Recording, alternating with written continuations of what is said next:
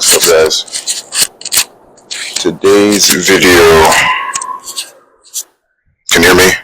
So hopefully you guys can hear me. Yeah, today's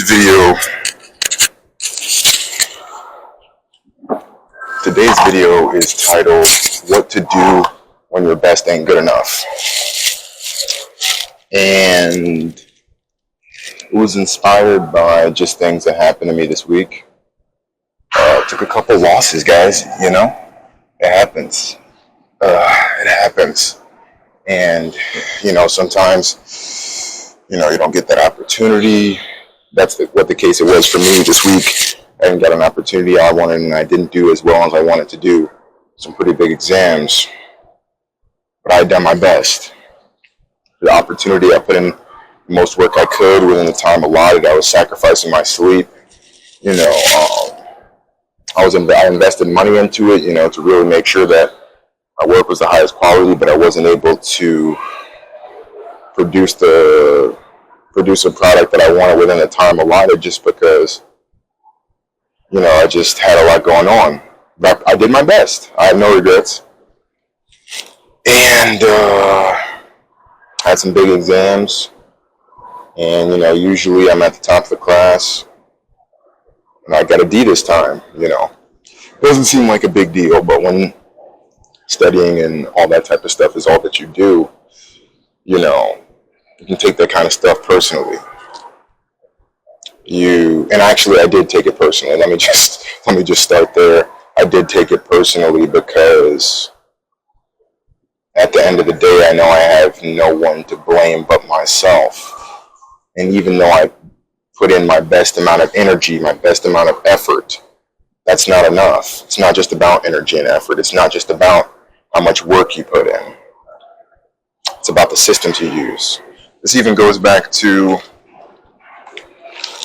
this book. Very fascinating book. I've been using it to evaluate my daily activities.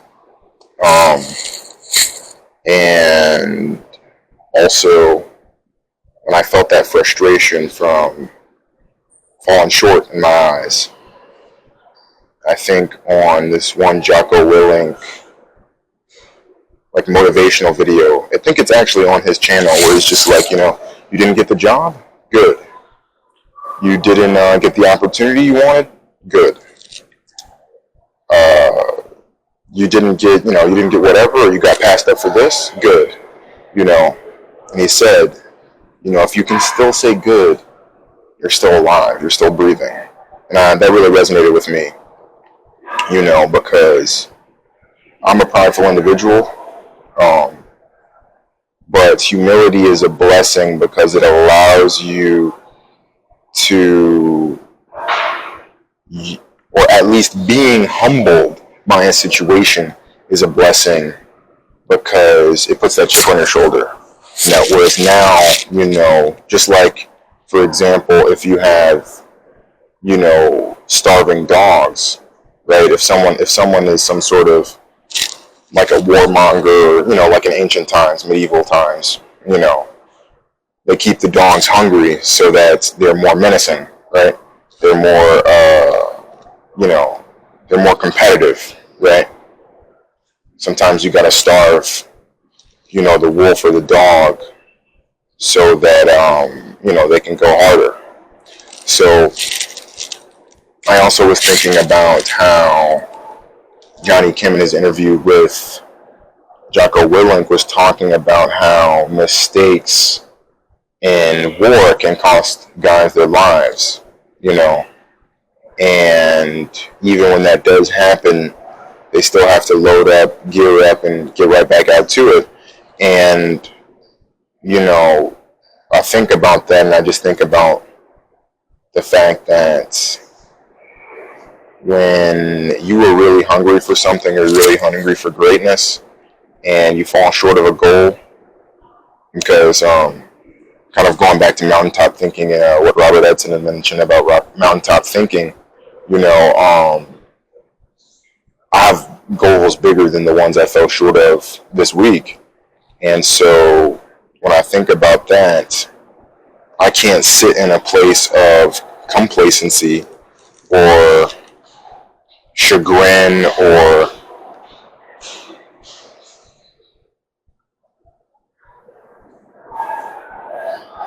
self-loathing. That's not really one emotion that I feel very often or anymore, just because of a lot of personal work. But even just you can't sit in that, you can't stew in that energy of, fuck, like I didn't get this, like fuck, like my best wasn't good enough, because at the end of the day, I took some L's, right? But whenever you take an L, you can either just take it for what it is, or you can transmute it. You can take it as a loss, or you can take it as a lesson. You can take it as an opportunity to learn. And, that's a critical skill, and not staying there. You gotta move. You gotta keep moving. You gotta stay in motion. You can't lose momentum, especially when you're chasing greatness. You have to continue to stay motivated. Hold on, I'm getting a call. Hold on 1 second. I'm going to call you back. All right, peace. Yeah. You got to keep going, because it's part of the journey. It's part of the way. Even referencing Miyamoto Musashi, it's part of the way. You have to polish the twofold spirit: heart and mind, sight and perception. And so, just going back to when you get a loss and the attitude of good. Okay, you gave it your best and you didn't get it. Good. Because now you have the opportunity. Now I have the opportunity to learn, right?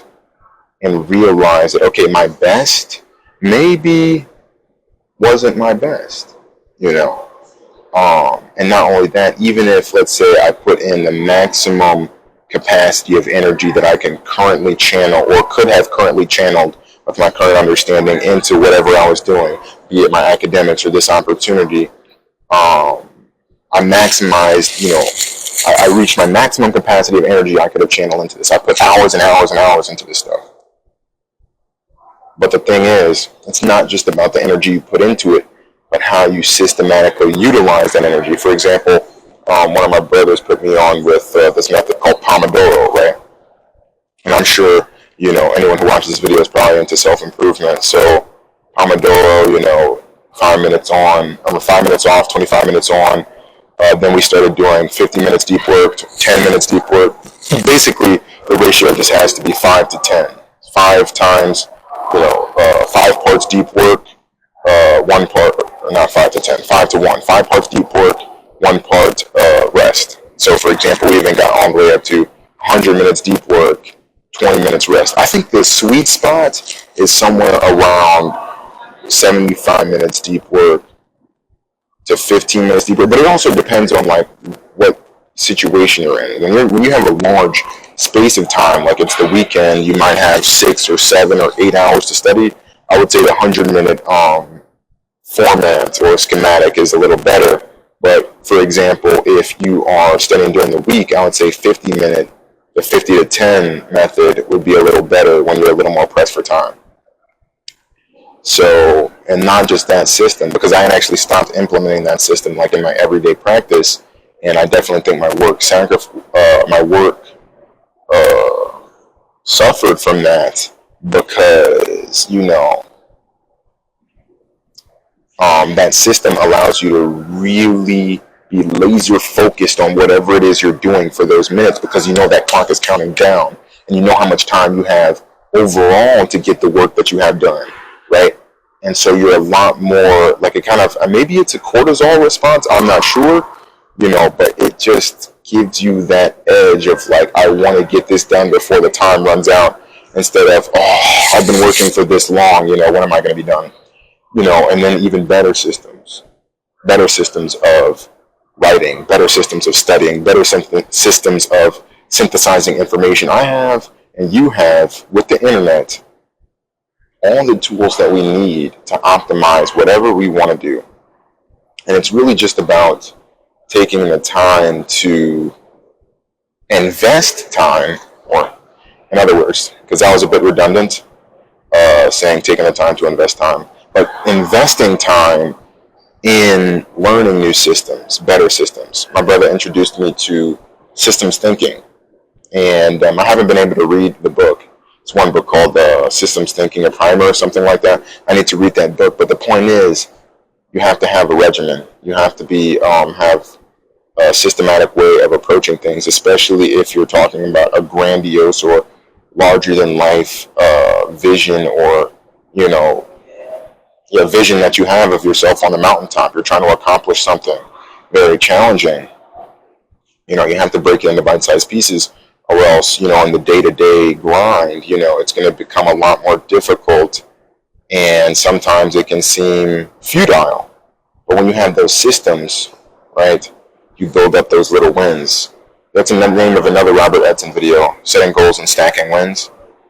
Very good name, because you got to stack those wins, because that's going to keep you consistent. That's going to keep you hungry, and you're rewarding yourself with that victory, even if it's a small victory. So, yeah, just when your best isn't good enough, good. Like Jocko Willink says, good. Take the lesson, learn from it. And me personally, I had an ego just like everybody else. I took it personal, just like Michael Jackson. I took that personally. Yeah, I took that personally. So because I took it personally, I'm going to make it my personal mission to, and it's not about anyone else really, it's about show myself that they missed out on me. It's not about, and even with the test, show myself that, yeah, I can do way better than that. And I knew I could have done better. When I was taking it, I knew that, yeah, I'm not ready for this. And I just accepted it. It was a blow nonetheless, but I would say my ego wasn't as hurt as much as being passed over for the opportunity. But nonetheless, I'm using that as fuel. I couldn't, when I got the news, I couldn't stay at home. And I couldn't stew in that and sit in that. No. I have to go do something. I had to come here. I had to, make this video, put that energy into this video, put that energy into this work I'm about to do. You can't stay still. You got to keep moving. There was someone else that said something salient about staying in motion. I think it was maybe when Johnny Kim was talking about how, it was really kind of, or I guess just in the military when operations or whatever happens, casualties and things of this nature happen, and they just have to keep moving. And when they're in that mindset, it becomes a lot easier to block out the processing of those emotions, because the processing of those emotions can be incredibly difficult, and it can hinder your ability to focus on the mission. And so for me personally, I kind of took that wisdom, and I understand, or even something else that Johnny Kim said about when he was in the SEAL teams, the only way he could do his job was by basically getting in the mindset that he was going to die in the tour, right? And I'm not at war, but I am a black man in America, and I seek to accomplish something unprecedented. I don't need to really talk a whole bunch about, what my vision is, because I'm the only one who can see it, just like you're the only one who can see your vision. But the point is, I'm a black man in America, man. And it's hard out here. It's hard out here for anybody. But as a black man, my experience is different. If you want to kind of get more of an idea of things like this, watch Black Men Are Tired of Being Crucified by LAR Movement. That's a very good video. Or just LAR Movement. His channel is really good. He just talks about black male, or black men's challenges in this country. And that's not me complaining. It's just the truth of the matter. This nation was built on, the oppression, the systematic oppression of black folks and black men. That's not something I can dwell on, though. I'm on a mission. I have a mission. And so if I seek to accomplish that mission, just like if you seek to accomplish your mission, you can't get stuck in self-doubt. Thoughts of self-doubt or self-pity All of that stuff is going to happen. It's going to happen. But, you know, some people say I look like a monk. I've been studying Buddhism. Another book I read this year is Zen Mind, The Beginner's Mind by Shunryu Suzuki, which is actually a book I was reading in preparation for this opportunity that I was passed up for. And an important thing is just not, you know, about Zen, right? Zen. Zen is such a cool word, first off. But one thing he spoke about with Zen is just practicing Zazen and not feeling as though, you know, and Zazen is a way of meditation, and not feeling as though you need to all have it figured out, but just by practicing Zazen, you are in your true nature. And when you're in your true nature, you're not going to be stifled. You're not going to be stagnating. The true nature of a man, because, you know, I'm mostly talking to men here. I mean, and women can take this advice too, but talking about my experience as a man, you know, women face different struggles. So the fact of the matter is the masculine principle is motion, even down to the cellular level. The sperm, right, they have to travel to get to their destination. They got to keep moving. They got to beat all the other guys. Reminds me of my days wrestling, you know. They would always say, you got to want it more than the other guy. You got to want it more than the other guy. You got to want it more than the other guy. But that's when you're wrestling, you know, you're up against another opponent. And that's a very challenging sport. They say, you know, once you've wrestled, everything else in life is easy. I kind of understand what they meant. I really do understand what they meant. But it's not even about wanting it more than the other guy. It's about wanting it more than you did yesterday. It's about wanting it more than anything in life. Creating a vision, creating, you know, a man on the mountaintop or a woman on the mountaintop, you know, that you want to be in 30 years, that you want more than anything. What life do you want more than anything? You have to want it more than anything. You have to be hungry for it. You got to be hungry, bro. You got to be hungry. And when you're hungry, you know, a loss isn't going to discourage you. You're going to take it as food for thought, right? You're going to take it as food for thought because you're hungry. You're going to take it as food for thought. Okay, let me learn from this. I'm going to adapt and I'm going to keep going because I want what I want. You know, I'm hungry. You're going to make those sacrifices that you need to do once you learn that lesson. Okay, I need to fix this. Yeah, so that's what I'm about to do. And it's not about to be any hesitation, you know. You just got to keep moving, man. Even if you mess up, move. Kind of an idea I kind of got from the new Psycho-Cybernetics about just maybe, I think it's called gyroscopic motion, kind of like a bicycle, where you have to keep moving to go anywhere, even if it's to whatever direction you're trying to go in. You have to keep moving, right?